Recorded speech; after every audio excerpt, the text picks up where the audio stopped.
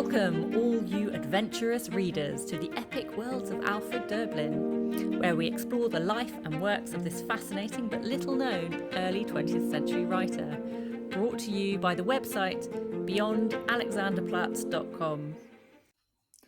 Hello, everyone. Welcome to Season 2, Episode 4 of our podcast. I'm Chris Godwin, and I'm here with Katie Kavanagh. Hello, everybody. Very excited. Episode 4. Wow, we're moving on a pace now. Episode 3 was quite a long one. Chris, what is this episode all about? What's the title of this episode? What are we going to call it? Okay, well, it's called 5 Years in the USA. Right. So before we start, then we should recap where we got to in episode 3. So where are Alfred, Erna, Peter? Yep. Okay. Right. So I mean, looking around, we did. If you remember, episode 2 covered 7 years in France, Okay. and then the last episode covered 3 months of the German invasion, and then we're now back to 5 years. But we're going to be focusing really on 2 topics this episode. One of them will be Alfred's year in Hollywood, which is a wonderful kind of clash of civilizations, if you like. And the other one would be the family's conversion to Roman Catholicism, which was a very kind of fraught issue and had repercussions for the rest of their lives, basically. Mm-hmm. But before we get on to those 2 topics, I'd like to follow up where we left off last episode, with number 3 son, Klaus, or Claude, as he was called in French, had unfortunately been left behind as the parents made their kind of mad dash to assemble all the necessary documents and cash to be able to get out of France and then down to Lisbon and across the Atlantic. Mm-hmm. And Klaus, after the war, basically broke off all relations with his parents on the grounds that they were all horribly mean to have left him behind. So he and felt he could abandoned. Never forgive them. He felt abandoned, and he thought they were, that he was just not going to have any contact with them. So I did a little digging around in my archives, and I discovered that actually Alfred and Erna had been pulling out all the stops to try to get help in terms of visas, both in France, in Vichy France, and in Washington, and in terms of cash remittances to go to Klaus so he could buy tickets and so on. And unfortunately, these efforts all came to naught. For example, money went missing. Oh, no. Yeah. And, by the time he'd got this visa, the other visa had expired. Oh gosh! The last episode we had all these frantic things about so much bureaucracy, and real trouble with visas and things like that. Yeah. But I mean, the parents really were struggling, because they'd also left Wolfgang behind, and they got no idea what had happened to Wolfgang because the Red Cross couldn't identify him in any prisoner of war lists. Gosh. And so on. Yeah. But anyway, I just thought we should clear that up, that the parents were not at all negligent once they'd got to America in trying to rescue Klaus and bring him out. But Klaus was unaware of their efforts. Klaus was aware that they were trying to help because he was sending them letters and telegrams from Marseille, and so explaining to them that remittance he was promised had never arrived and things like this. No, he knew that they were making efforts. Okay. Yeah, so it's it's rather sad that it should have had those long-lasting familial consequences. Yeah, that is sad. Yeah. But anyway, shall we get along with the tragic comical episode of Alfred's year in Hollywood? Let's do it. Yep. Perfect. So just to set the scene, what dates are we at right now? Well, we're now at October 1940. They've docked in New York. And Alfred, through the help of various aid agencies, has collared a 1-year contract with Metro-Goldwyn-Mayer to see whether or not he can make it as a screenwriter in Hollywood. Okay. So they have a short time in New York where they're able to meet up with lots of lots of old friends. Mm-hmm. But then immediately you have to sort of set off, I guess by train, across the country to LA. Los Angeles. Okay. Um, So how did he approach this task then? I mean, was he like, "Oh, I've written lots of books. I've written well, loads. I'm well, amazing." gosh, I mean, he came up with the term of fraudulent wordsmithery at one point. Oh, I say, here I am, this European man of letters with many major publications behind me, yeah. and now I sit here in an office Oh. with big pads of yellow paper where I'm Mm-hmm. supposed to scribble down my ideas for a story. He's peppering his letters now with little English words as well. His English was still not very Mm-hmm. good, but they were paying him $100 a week, which was, I mean, that sounds like quite a lot at the time. Does yes, it? certainly in terms of Hollywood, extravagant Hollywood. Mm-hmm. But it was still an awful lot more than your average kind of wage slave would have been able to get. Right. I'm sure when people like Bertolt Brecht and Gunther Anders were sort of lurking around in the back lots and shifting stage props and so on, they were probably earning a lot less. They were also in Hollywood. They were all there. Like Oh the yeah, whole yeah, gang yeah. They is were there. There were together. lots of yes. I mean, I mean, Louis Mayer had actually employed 4 Exile writers on Mm-hmm. this 1 year, $100 a week basis. Wow. One other of them had actually been on the same boat leaving Lisbon for New York. Oh, okay. Um, That's but really interesting that they're all together. yeah, but it was interesting in the I think it was the 1980s, no, 1960s. Mm-hmm. There was an Austrian screenwriter who'd been working in Hollywood for a year, and he had quite a long career in Hollywood after the war, called Georg Fröschel, who was an Austrian. And he gave an interview in 1962 where we'll be reading a couple of excerpts from that. So perhaps if I read the Great. first excerpt now on how this kind of charity action sort of came about. Fröschel said that in 1940, Louis B. Mayer, the head of the biggest US movie corporation, summoned me to his office and told me roughly as follows.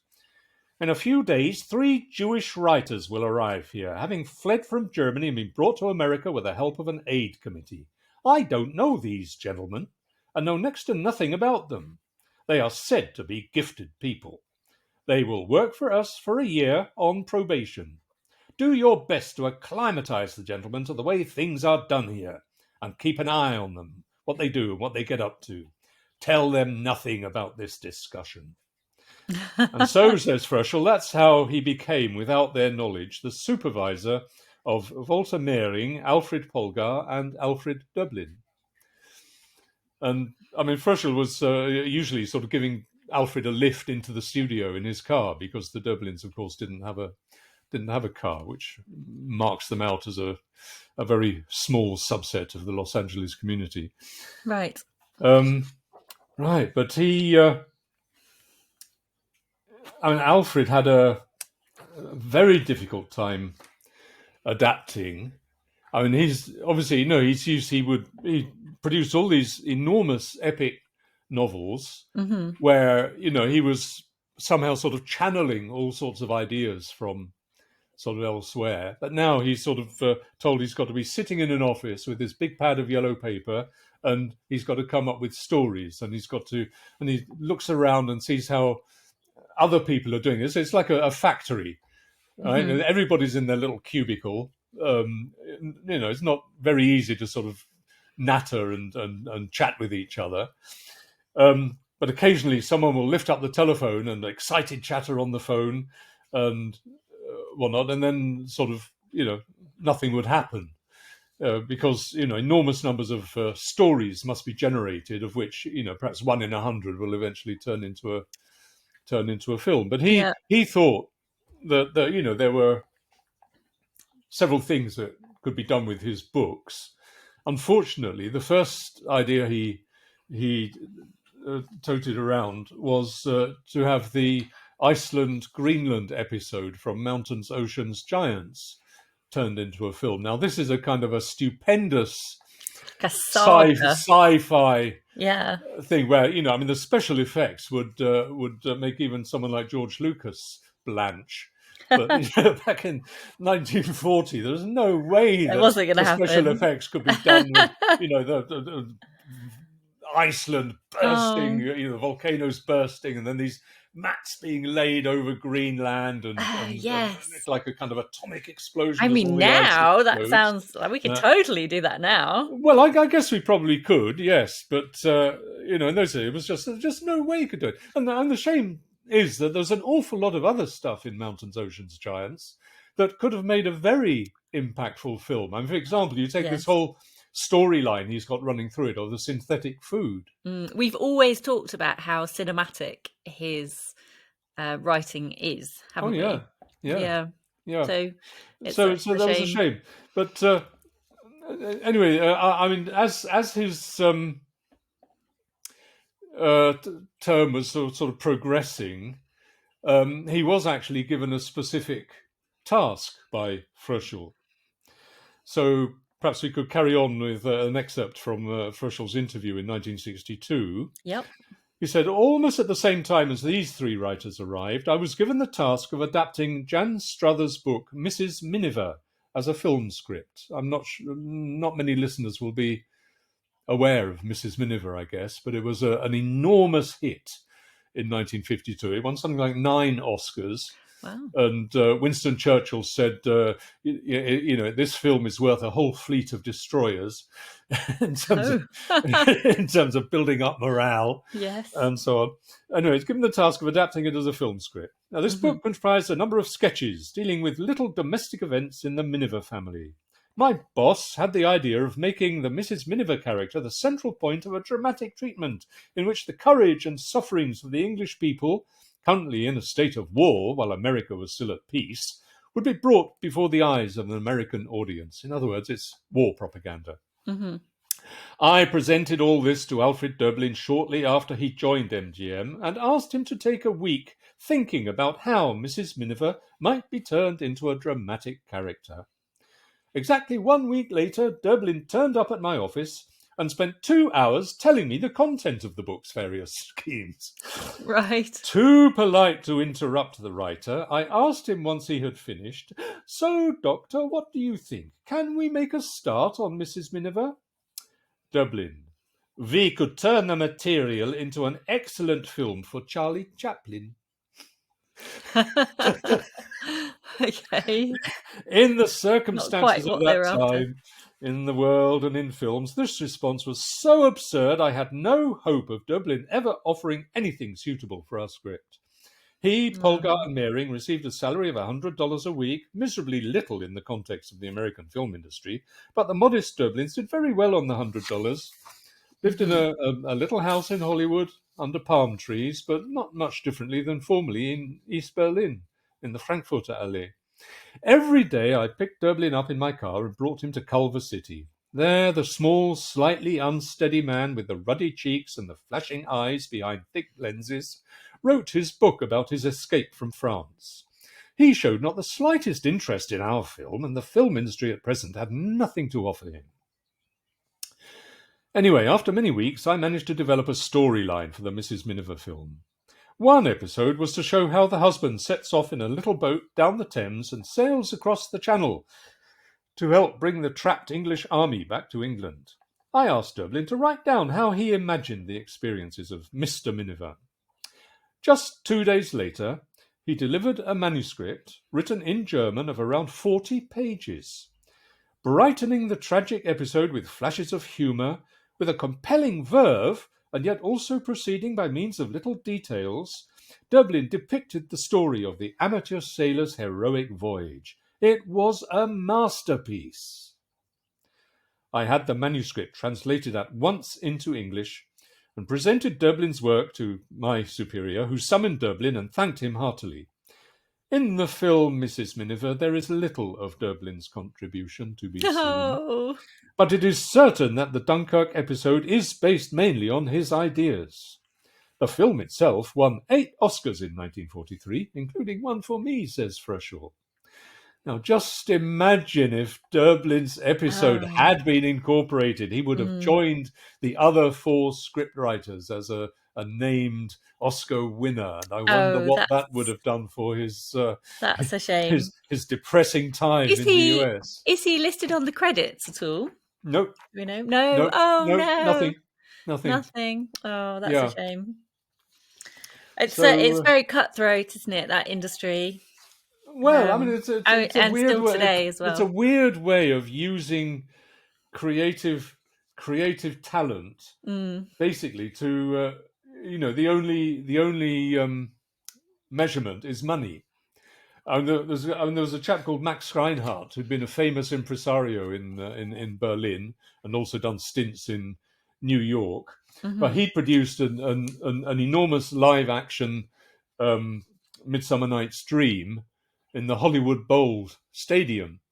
Oh. With Mickey Rooney and various other very well-known people. And I think it was Warner Brothers says, we'll turn this into a film. You can direct the film for us. So he directed the film for them, and that cost the studio a hell of a lot more than they ever earned from the film. And so from that time on, Max Reinhardt was persona non grata in Hollywood. Tricky. Yeah. So did he have any successful pictures at all? He didn't, by the sounds of it. He was used as a psychiatric consultant. Oh, okay. On a film that they were making of a James Hilton novel. I don't know if you know the name James Hilton. I don't know. He's he wrote the film about going off to Shangri-La or something. There's this plane load of people who sort of end up in Shangri-La up on the Tibetan highlands. Okay. And so on. But this is another film he made. Right, there's this absurd novel called Random Harvest, which involved a shell-shocked person coming back from the World War One. And so the man's lost his memory. And so he leads a life back home under another name. Through an accident, he regains his memory, but he's got no memory of what he was doing when he was the other person. And when he was the other person, he fell in love with somebody. And then when he's forgotten that and gone back to his original thing, he falls in love with the same person without realizing that they are the same person. And it's utterly absurd. But I quite like. But Alfred was supposed to give his considered professional psychiatric opinion about the way to handle these things. Yeah. Oh, lovely. Yeah. Okie dokie. So then, what happens then? So his 1 year. Yes, his 1 year came to an end. Yeah. For the first time in his life since he left school in the year 1900. Sorry, Chris, can I just stop you? Did they keep on any of that original group past the year, or were they all contracted just for 1 year? I mean, it's hard to say. There's very sort of scattered information about this. But for example, Heinrich Mann had been employed at a different studio, as Thomas Mann's brother.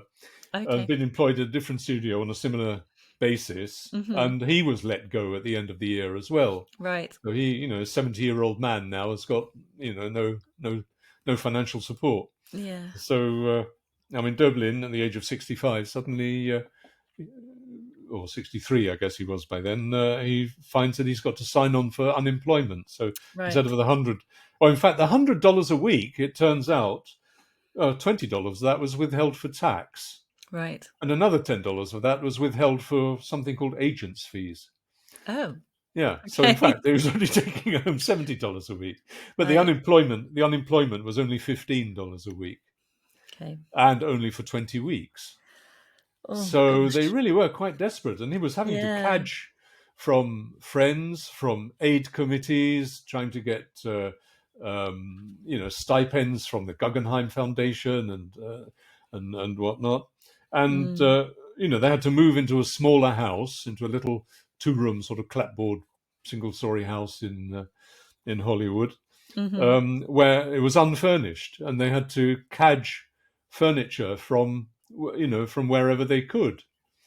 And it's quite heartbreaking. They had they had no bedding, no sofas, no beds, and so on. So Oh, they and had to. meanwhile, so Peter is still with them. No, Peter's been on the East Coast the whole time. Peter, the eldest son. Oh, No, he was pursuing a career in printing and book design oh, on the sorry. East Coast. I wasn't thinking of Peter. I was thinking of Stefan, Stefan. Stefan, Stefan the the youngest youngest, son. Etienne. Well, he's now Etienne because he's forgotten all his German, and his Oh, first language is French, and now he's doing okay. well in English. But he Right. is Etienne. Yeah, L- and I mean, Etienne actually had a very successful career. Eventually, after the war, he became the finance director at Citroën, Okay. the car company. Very good. Yeah, but he was developing into a strapping young man. He was already 2 heads taller than Alfred, and he was. And he was with them in LA at this Yeah, it point. was 3 of them. There was Alfred, Anna, and Etienne. Yeah, Hmm. and So Etienne was. how old was Etienne then? Or Stefan? He How old was is he well in at the time LA? they arrived in America. He was 15. Okay. So he had to be enrolled in high school, Hmm. and he was learning the recorder. Apparently, we've got a nice Classic school there's a instrument. nice there's a nice But that's interesting that he's learning the recorder as a teenager, though. That's normally a well, primary yeah, but school even thing. he became first clarinet in the school orchestra, Oh, okay. and Very even good. was a member of a kind of California statewide Oh, orchestra. wow. Lovely. That's very Um, good. Right, but let's see. I mean, I mentioned Gunther Anders before, who was, basically working as a scene shifter. Was it Or Alfred's father who was very musical? yes, Mm. yes. And I mean, Alfred himself was apparently pretty, good on the piano as well. Okay. Yeah. See, are But you proud of me for remembering that? well, I increasingly rely on you to jog my memory. Yeah. Anyway, here's Gunther Anders, who after the war became a well-known philosopher of the atomic age. I mean, he was working as a scene shifter and working in various Hollywood factories and getting a good idea of what industrial life is like. But Right. he visited Dublin, several times. And here's what he says, looking back from 1984. He remembers, right, so Alfred was writing again, just like old times. Day after day, his crazily long letters, that is his writing. We talked about his writing. It's a very, very, very up and down, only about, 10 or 15 lines to a page. Oh, Day gosh. after day, his crazily long letters filled the pages like root fibrils, without constraint, without a goal. He delivered himself up to associations that had nothing at all to do with him. This is, channeling his ideas from somewhere. Hmm. Right, the old man Dublin sitting in Hollywood as a neo-Catholic Frenchman, for he or it wrote wise political saws about Karl and Rosa, i.e. Karl Liebknecht and Rosa Luxemburg, who were no longer his concern if they ever had been. This was from November 1918, this enormous, sprawling 2,000-page epic. Wow. So this happened in a small, hot, south-facing room on Citrus Avenue in Hollywood, in which at the same time his youngest son, who was already 2 heads taller than him, practiced telemann on the flute without a pause, which must have driven the very musical father, from whom nothing was further than such monodic stuff, around the bend. But he remained, perhaps helped by his religion, gentle and patient. So the chronic cheeky chappie, as he once described himself in Berlin, had now become a very patient, very modest, helpful old man. When in the height of summer this is Gunther Anders, lay in bed with an angina, he hot-footed through the searing streets of Hollywood as if it was the most natural thing in the world. Of course, he was one of that tiny negative elite, the non-car owner, in order to paint my tonsils. Oh. And when we both lived in Herbert Marcuse's vacant house in Santa Monica, he behaved towards his wife, who was dreadfully aged by the loss of her son. Meaning, they're pretty well convinced now that Wolfgang is not coming back. As a newlywed might behave towards his freshly blooming bride. He Oh. tiptoed around, caring for her. He who once had mountains, oceans, and giants at his disposal. He slipped into the kitchen to surprise her with breakfast in bed, which was not only a memorable achievement for his eyes, for although almost blind, he never messed up when breaking an egg, but for his heart too. All honour to his memory. So he does really care for Erna, then. Oh, I'm sure. As the years went on, they were a couple. The Yeah. children had grown up and had gone away in more senses than one. I know we've talked Um, about how their relationship has developed in previous episodes, and I think we'll probably be coming back to their relationship again. But well, he we'll does certainly, sound very yeah. caring at this point, doesn't he? Well, And I think I'm it's imagining, can I just say as well, so when he was talking about his long writing, his long letters, yeah, that's to do the with his eyesight. calligraphy. Yeah, Yeah, yeah. to do with his eyesight. Well, I mean, he had always had this very, very elongated handwriting. Yeah. Hmm.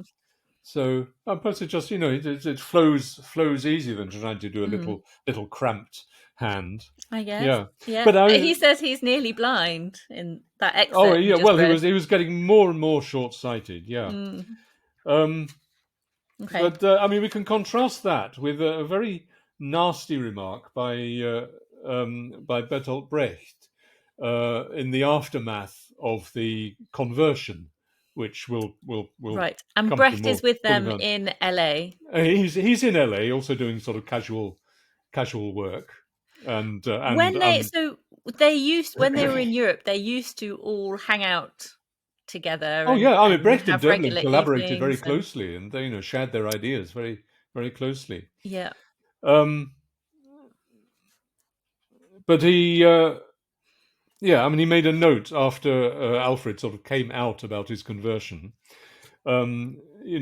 He tries to understand something of why Alfred has done this. He says, well, Dublin had indeed received hard blows, the loss of two sons in France, a Mhm. 2,400-page epic that stands no chance of ever being printed, meaning November 1918, Mhm. angina pectoris, the great converter. In other words, heart attacks make people think about their death, Right. and life with an uncommonly stupid and philistine wife. That's That's just like really harsh. brutal. Oh, it's horrible, isn't it? Yeah. Yeah, but I mean, partly, Why did he say that then? well, What because I mean, drove all him along, to I mean, Anna had not shared Alfred's kind of, I mean, she was not a literary person. Hmm. She would type up his manuscripts, but she wouldn't actually understand what the contents, what the story was, and he wasn't able to discuss with her the the contents or anything about the style or the rationale behind what he was writing.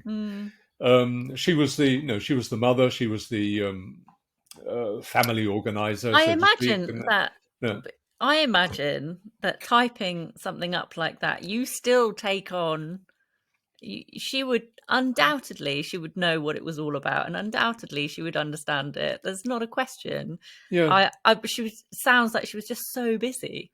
Well, If he's well, constantly very writing, busy, she's but I got to think do yeah. everything else. No, but I mean, I suspect that very early on, because Alfred felt that he'd been sort of shoved into this marriage with Erna when he was already having an affair with the young nurse Frieda Kunke Hmm. back before the First World War. He'd been pushed into this. Yeah. They had sort of exchanged confidential information about themselves, Mm. and the information she provided to Alfred shocked him to the core, being the 19th century male that he was, growing up. Hmm. Um, and so, there was a certain sort of frigidity, I think, in the relationship at Mm. the start, which which was a barrier between them really good. But I mean, as the years went on, they were, and they're much more dependent on each other Mm. and sharing their lives, and this is where we are. We need to make the best job of it. I remember in his deep depression during those months of escaping from France, Alfred had been going over sort of religious ideas and ideas about God and going into the cathedral every day and so on. Well, when they got to Los Angeles, he made contact with some Jesuit priests just down the road, and he and Erna spent basically the winter of 1940-41 taking instruction to be baptized in the spring, I think it was in March 41. And Alfred was very stern with his sons and say, you must not go public with this. It will cause enormous complications if you go public with this. And why would there be these complications? Well, firstly, because he would be considered by his Jewish contacts to have betrayed them by becoming Roman Catholic. And secondly, because he would be seen as a traitor by all the enlightened, non-religious intellectuals, which had been, his universe in Berlin, that he was backsliding into a kind of Middle Ages of clericalism. So, it would have been very difficult on those two counts. But anyway, he for 18 months roughly, he managed to keep it under wraps as far as possible. But then at his 65th birthday celebrations, where, the Manns and various other dignitaries were there giving him congratulations, when he was giving his thank you speech, he couldn't hold back any longer. And he spoke out about, we really need to rethink where the Enlightenment has brought us to. And this was considered very, very shocking not least by Brecht, who wrote a little poem called Embarrassing Incident, which was used by critics of Dublin, right up in the post-war years. Have we got time just to read this? It's quite a short poem. Yeah, would you like me to read it, or are you going to read it? No, you do it, yeah. Yes, I can. Okay, Embarrassing Incident. When one of my highest gods had his 10,000th birthday, I came with my friends and my pupils to celebrate him, and they danced and sang before him and read out prepared words. The mood was lively. The feast approached its end.